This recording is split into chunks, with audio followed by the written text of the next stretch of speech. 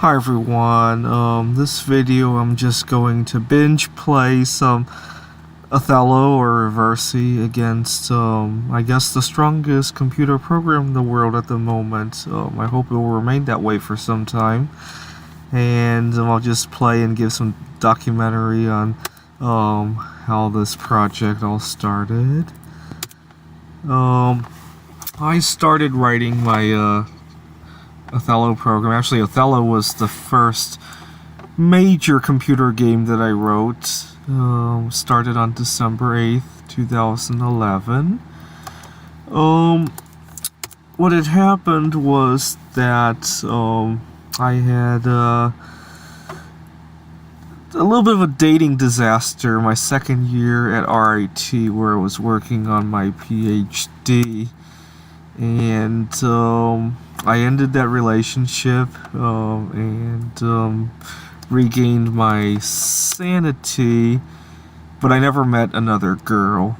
And so now at the end, as we approach the end of 2011, it had been a year since a little over a year since I left that girl, and I had my sanity back, but I didn't have another girl. And it was around that time that I wanted to think about what I was going to do with my social life. I wanted to have something to bring up a little bit of a conversation piece. And because my PhD revolved around kind of a computer game. It was a computational social choice theory. I had a little bit of background on how one would go about writing a computer game, and I decided that if I had the world's strongest computer game, or not even the world's strongest, but a strong computer game, it would be a good conversation piece amongst people I work with who also love computer science. That night, actually my grandpa had just passed away not long before that. I also wanted to do something to take my mind off of my grandpa passing away. Yeah, I started writing Othello. Othello was the very first game I wrote. The second one was Micro Shogi, which is a 4x5 shogi variant. I started that shortly after New Year's on 2012. I went to my grandpa's funeral in Taiwan. The whole time I was writing computer games. My brother was very upset about it because we would need to see somebody, make funeral arrangements, have services, and I would put my computer games in front of those things, and it really upsetted my brother. He was 13 years old at the time. No, he was 12 years old at the time. I was 24, and my parents would be like, "Come on, let's go. We need to go to these services." And I would be like, "Fuck it, I need to write my computer games." And yeah, I think part of it was anxiety. I didn't want to think about my grandpa passing away. I think writing computer games was sort of a denial. Now looking back at it, it was very immature of me to do that. I think I was a little bit in denial.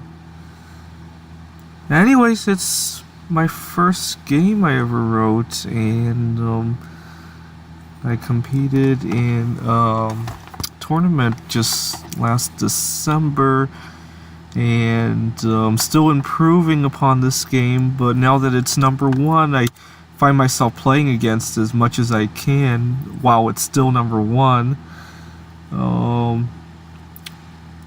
I think every so often they have a man versus machine tournament. The strongest human plays the strongest computer program.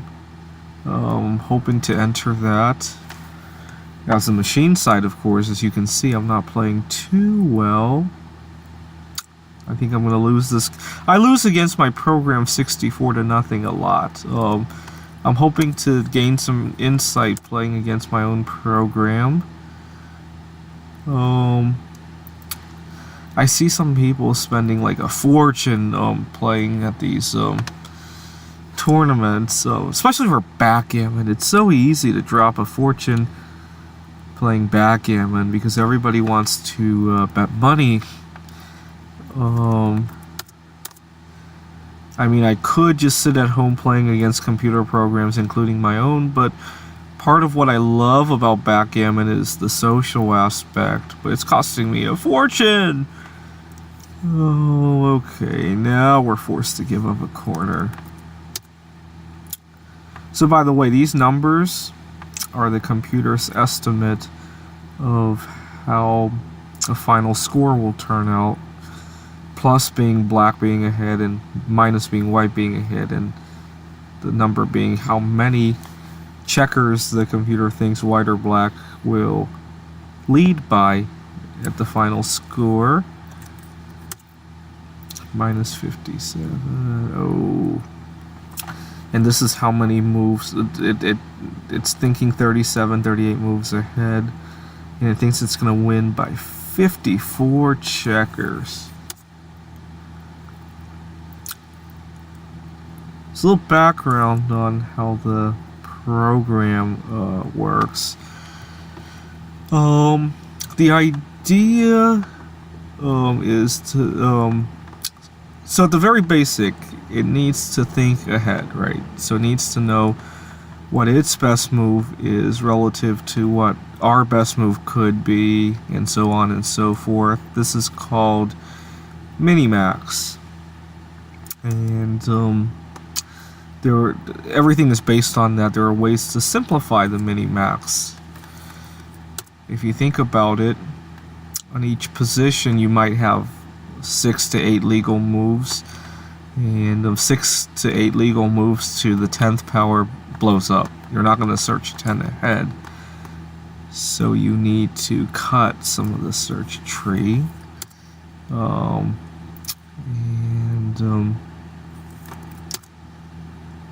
There are two different directions in which you can cut. You can search some of the nodes deeper than others based on how they search some of the moves deeper than others based on how they look. And also you can as you search, you can realize that, oh, this move is terrible because my opponent has already we've already seen a good reply from our opponent. That's called alpha beta pruning. The other major pruning is the multi-probe cut. That's based on probabilities.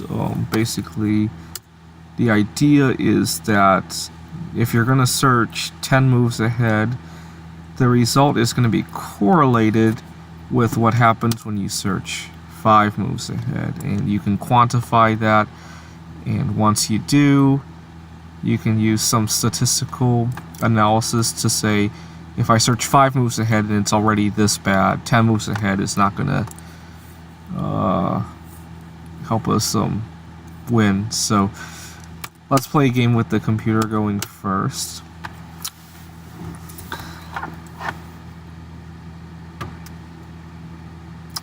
So it thinks that white has a slight advantage, which is at odds with what people think the solution is. Okay, so I'm going to talk a little bit about strategy. The first move obviously is symmetric. The computer could have done anything, and in fact, when I go to the tournament, I'm going to hard code some of the opening moves. On your first real move, obviously the black move was kind of symmetric. You have really 3 choices, right? You can go to C3, which makes a diagonal opening, or you can go to C5, which makes a perpendicular opening. Those are the 2 popular ones. Or you can go to E3, which makes a parallel opening, which apparently is very likely a theoretical loss for white. Some experts love to play parallel because they can study it very well, and sometimes a lot of novices don't think to study parallel opening because they think, well, it's a bad move anyway, why study it? Actually, let's play a parallel opening just for the fun of it. So the computer thinks it can win by 4 or 5 checkers right off the bat. I did a bit of machine learning to tune the evaluation function for the position in the game.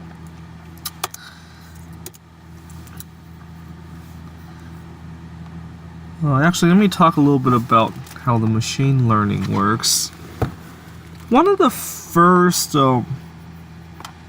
papers I read about machine learning was about Othello, and they had talked about learning tuples of values. So every row configuration, if the row has 8 cells, right, and each one could be one of 3 things. It could be white, black, or empty. So you got 3 to the 8 combinations. Every every one of those 3 to the 8 combinations for each line is mapped to some value, and based on how good it is for black or for white. And the value of the position is basically a linear combination of those. There's basically 8 lines in each direction. You got 15 diagonal lines in each direction, and there's a few. One of the configurations, I think, is the edge plus the 2 corner squares, the 2 what they call X squares. So basically B2 and G2 plus row 1. So 3 to 10 different combinations.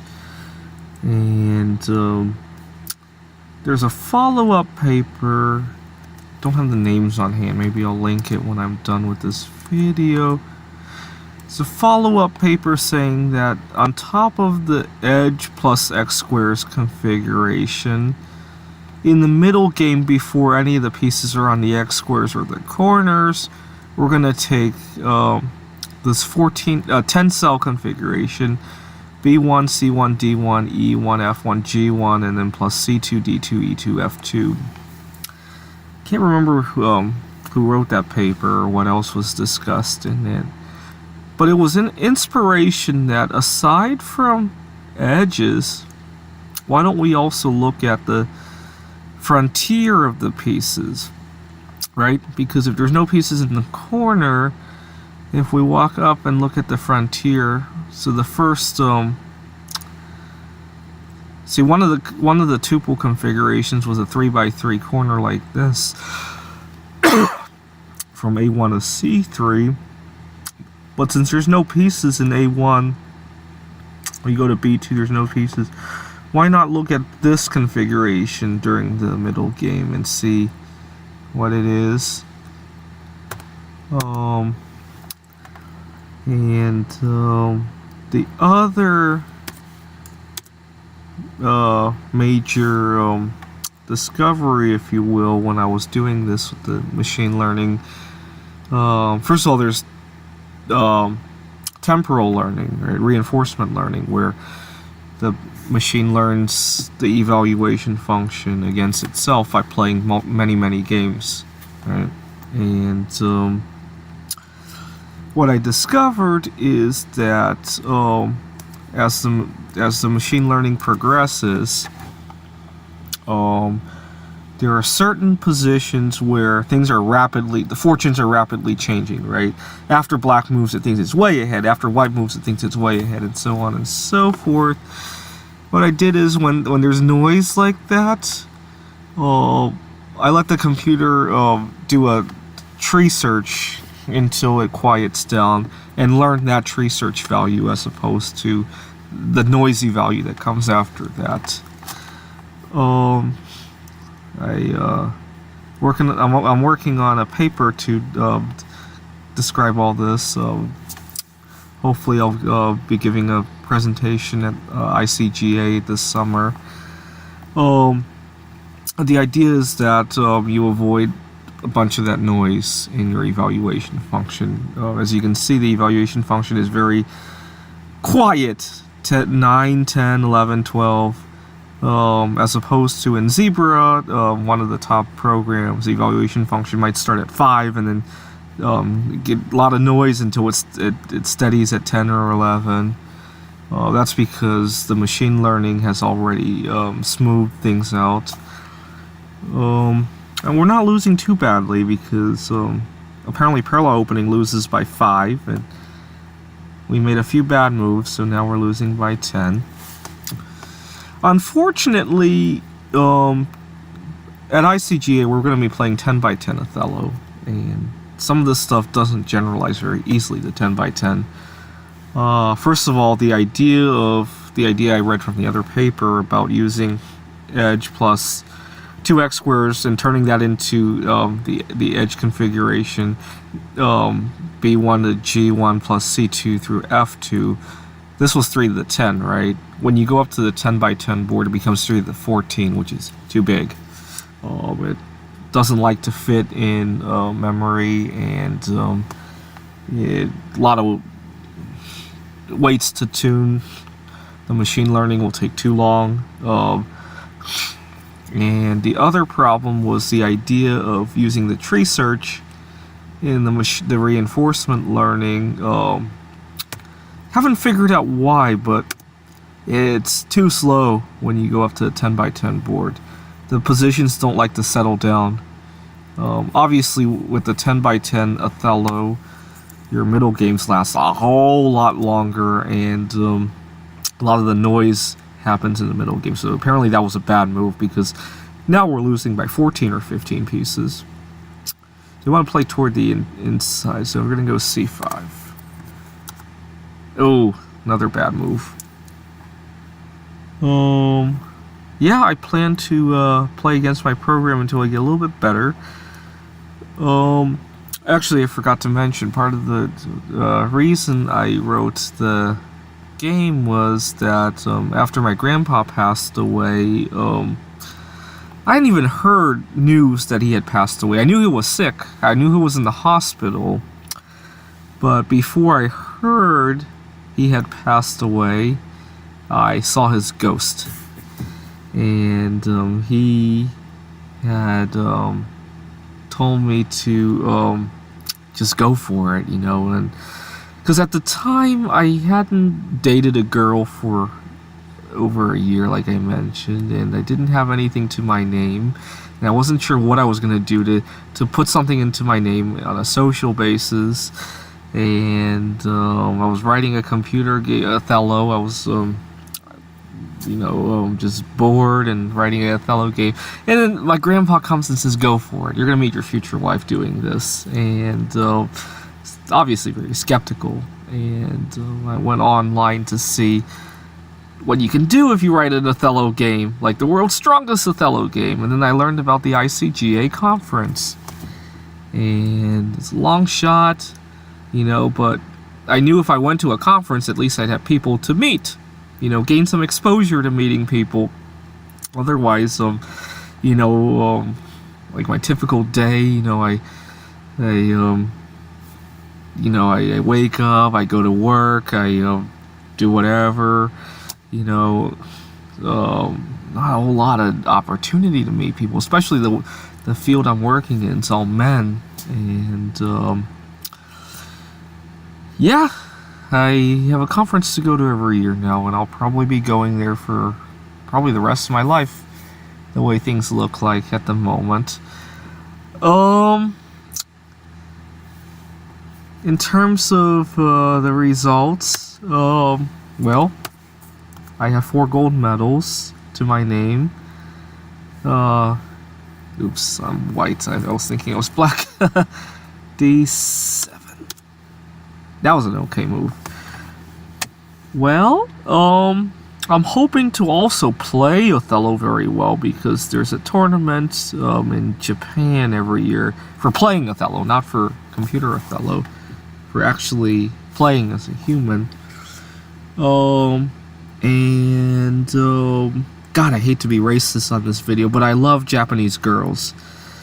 And I've only visited Japan twice, you know, aside from going to the airports, but I visited Japan twice. And both times I got the feeling that, oh my god, I'm gonna meet my future wife here. And I love it.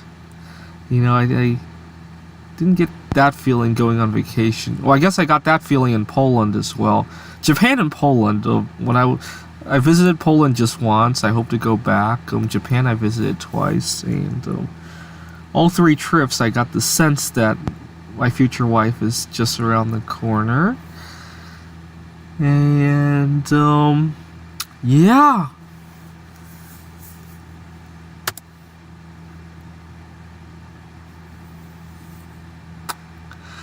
God, I don't see any good moves. Because D8 would close out that whole... Maybe E8 seems a little bit better. That was the right move. Yeah. Part of the problem with playing against a computer is that sometimes you just have that one disaster move, and the computer will capitalize on it.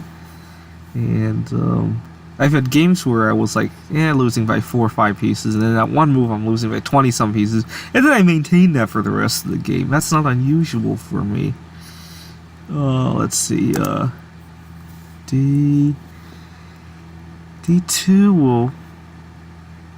Yeah, it doesn't close off too much.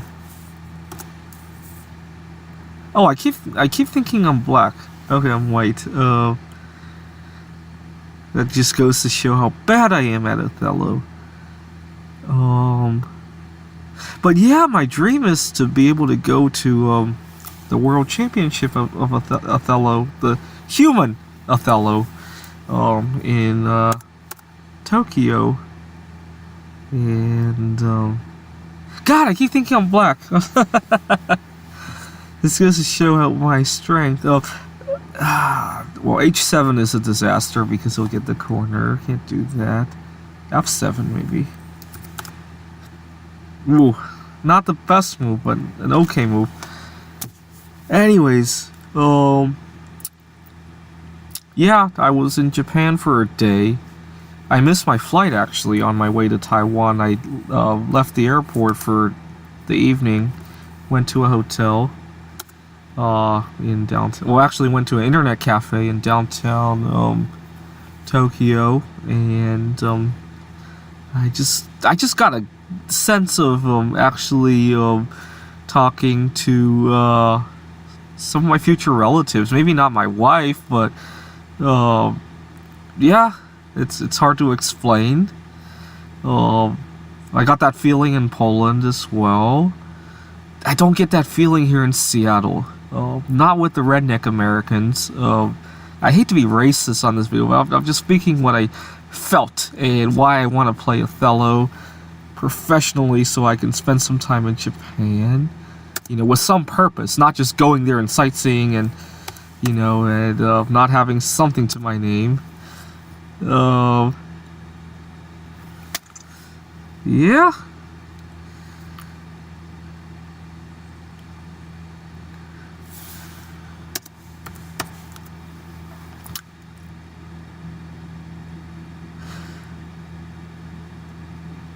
Yeah.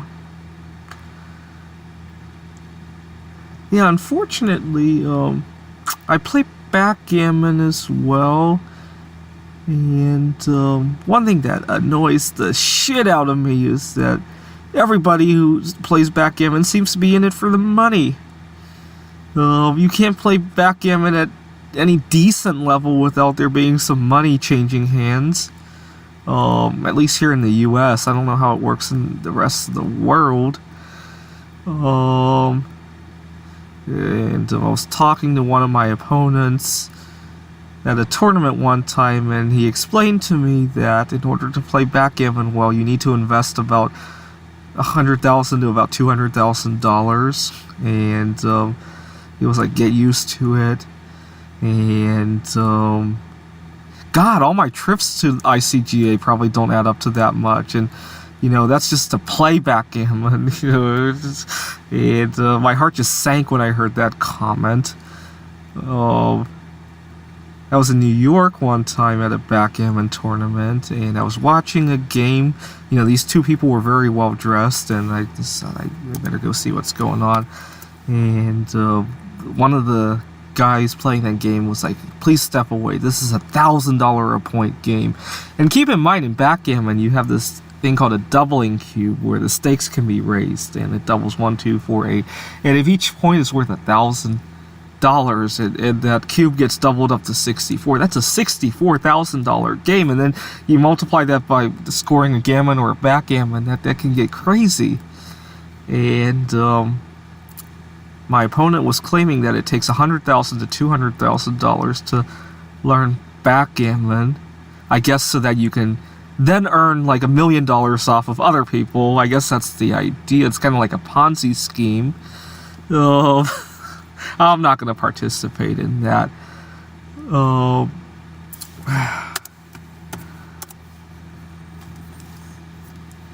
that was a decent move. We were down 45 and now we're only down 42. Where are we going to go now? Yeah, so the computer also thinks during our turn, which is very important for the ICGA tournaments. What else is going on? Yeah, so that's one issue that I have with how Americans play abstract strategy games like backgammon. They want to bet money, and I don't think the stakes get that high in other countries. I've kind of followed tournaments in other countries, and they're in it for the fun. They're not in it to gamble. Kind of interesting because when I was in Tokyo, there was a casino like every corner, every street corner. I don't see them having as much of a gambling problem as we have in the U.S. You don't turn on the TV and like every hour hear an ad about problem gambling or something like that. Okay, now the computer seems to have solved the position and says it's going to win in 46. It's going to win with advantage of 46. A lot better. I used to lose 64-0 against my program, like every single game, it seemed like.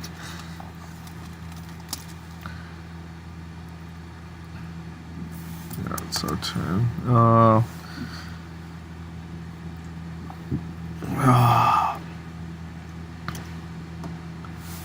Maybe, I think A3 is the only move that doesn't lose a corner right away.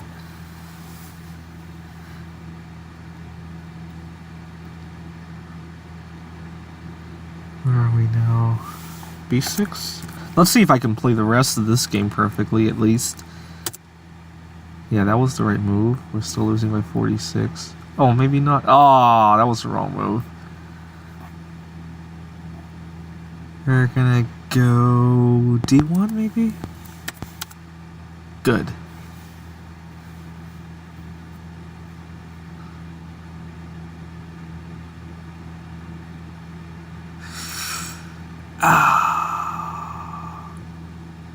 I'm gonna guess G2.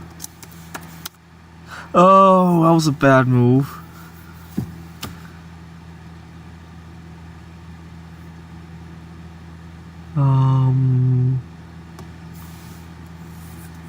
Dang.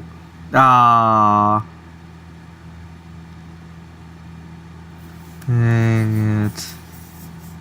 Now we're forced to give up the corner.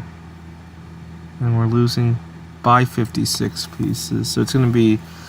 What's that score going to be? Like 15... let's say 60-4, it sounds like. I wonder which 4 pieces we're going to have.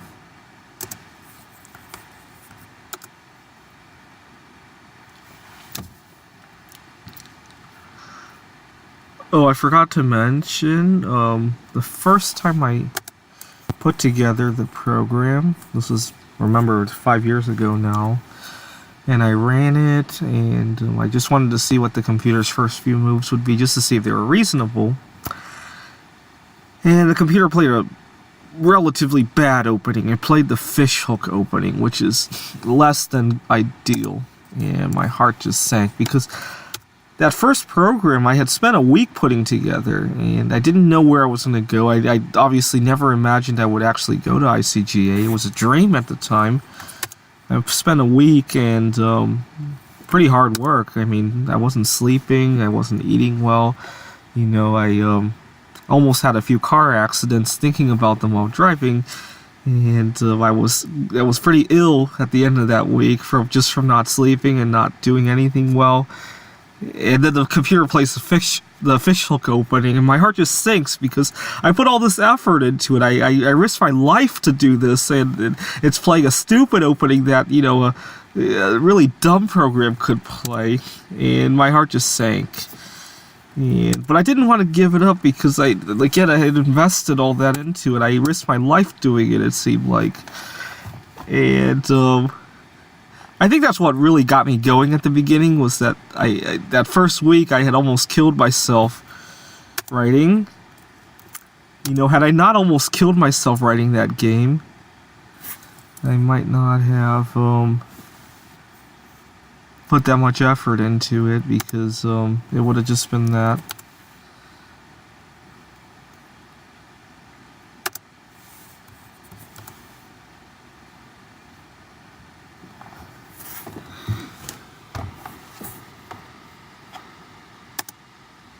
We're gonna do the this is a Stevenson opening.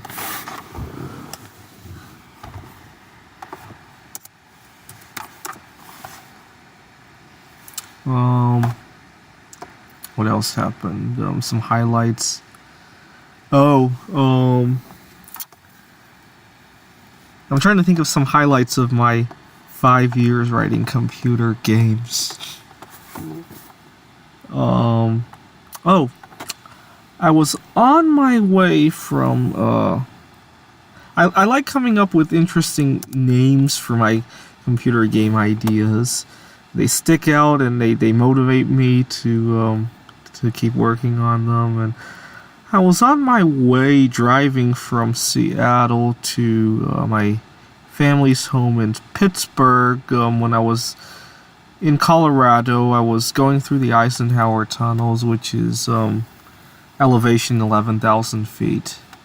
And I stopped at a Starbucks along the way to jot down some ideas, and it turned out well. It was a tic-tac-toe game, and as a result, I call my tic-tac-toe program the 2 Mile High game, because it was written at an elevation of 2 miles, and it's the not the highest game I ever wrote, but the highest I ever wrote without pressurization, without supplemental oxygen. I wrote a game, obviously, in an airplane a few times, and one of my most notable ones was when I was flying from Taiwan to the conference in Amsterdam, and I was flying over Belarus, and I came up with an idea for the game 2048, an algorithm for solving 2048 puzzles, and I called the algorithm the 6 miles over Belarus algorithm. And yeah. And so that's the highest game I ever wrote, but that one with pressurization, obviously. Someday I hope to write a game in outer space, so then I'll beat both of those records. Yeah, I guess another record I could break is to write a game atop of Mount Everest. Then I'll beat the 2 Mile High game, hopefully without using oxygen, and that'll be that. I don't know if the computer will still work at that high an elevation. The electronics might get a little bit wonky when you take them into extreme temperatures and pressures.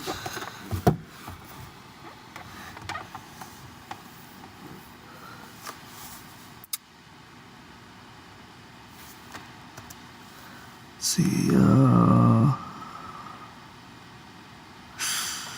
let's see how many mistakes I make this game. So we're at minus 4.7 or so. I'm gonna... all of them take a lot of pieces.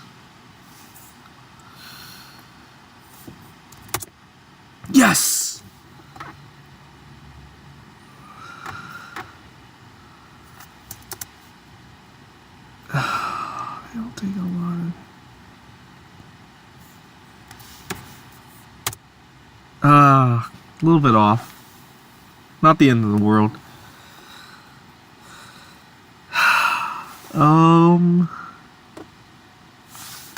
Maybe here? No, that takes in so many directions. Here, here, here, here, here, here, here, here, here.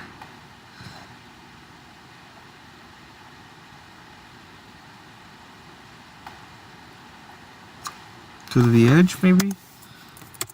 Yeah.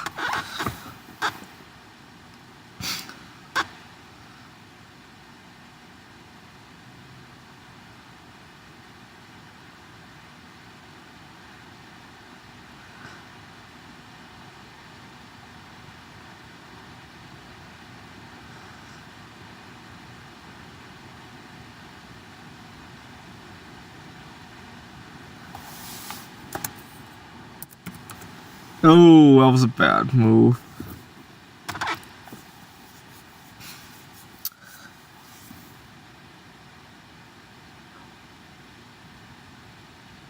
Yeah. It'll be a long time before I can go to one of those tournaments and not totally embarrass myself. But it's worth it. Because where else am I going to, I see so much disappointment just trying to meet people here in the United States. Everybody's just, you just read the news. I mean, it's just, people getting taken advantage of, and, people, divorce, people being wrongly accused of, assault or rape or something. I just can't see any positive of having a relationship here in the United States, and that's why I want to play Othello professionally, so I can go to Japan and play and hopefully meet some people there. A5. Got a long way to go before I could play in Tokyo, obviously.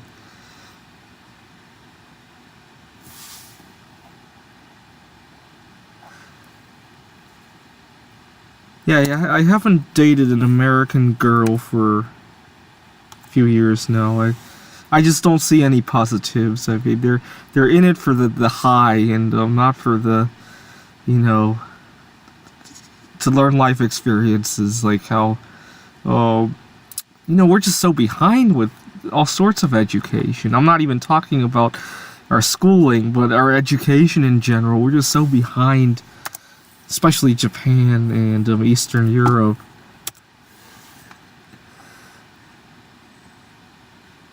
I just don't see any future of dating somebody here in the United States.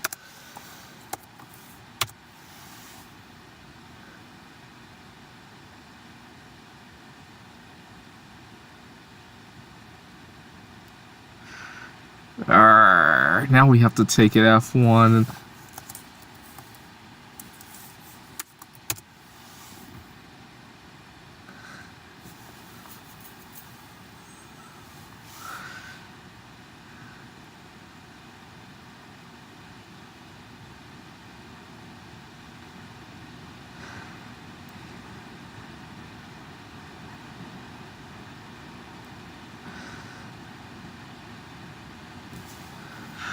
That's not good.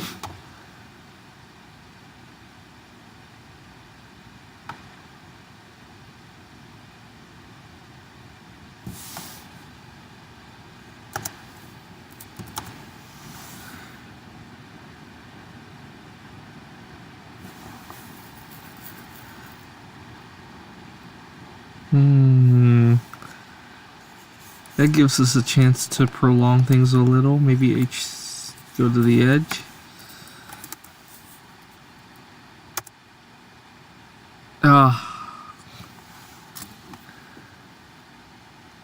Okay.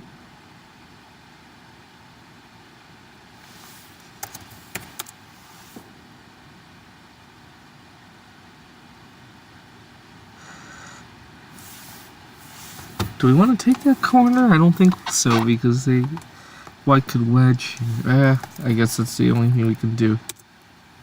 And that was the right move, apparently. That gives us an extra move.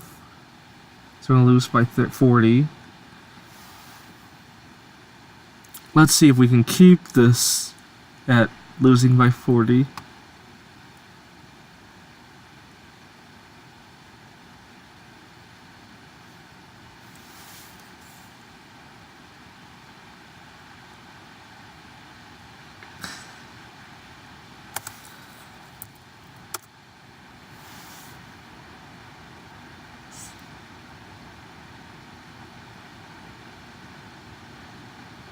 $42 now. Oh well. I think I had some good practice. I can't believe I'm, because I used to lose 64-0, so I'm learning something playing against my own program, and actually I think, actually now that I think about it, the majority of the games I've ever played in Othello are against my own program. I rarely get to have a real opponent, so...